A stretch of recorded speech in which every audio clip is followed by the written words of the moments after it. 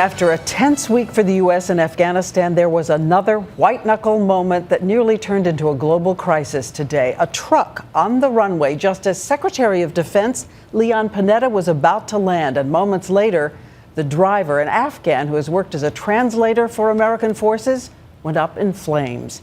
ABC's Nick Schifrin is in Kabul to tell us what he has learned about this latest drama today. Nick.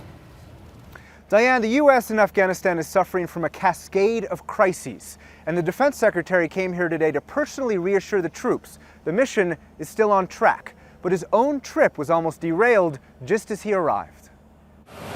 Leon Panetta arrived unannounced and under tight security, but almost immediately a major security breach. As his C-17 approached, an Afghan translator wearing a partial Marine uniform stole a pickup truck from a British soldier. The truck ran over the soldier, breaking his pelvis, before speeding down the runway toward Panetta's plane.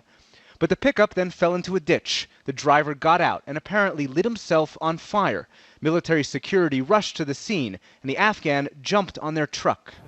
The military says the Afghan had no explosives, but the threat to Panetta was still serious.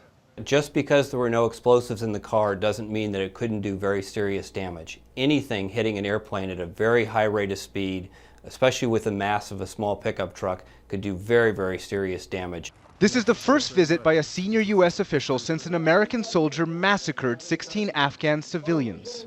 And U.S. officials were nervous even before Panetta's arrival. U.S. troops usually keep their weapons when they meet the defense secretary. But today, both U.S. and Afghan soldiers were ordered to leave their weapons outside.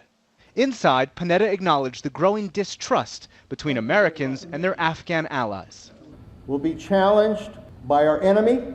We'll be challenged by ourselves. We'll be challenged by the hell of war itself. And that war goes on.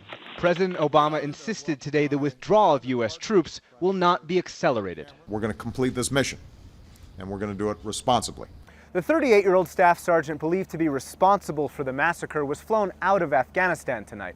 And Diane, the Afghans say even though he's gone, they expect his trial to be speedy and transparent if the two sides are going to regain some of that lost trust.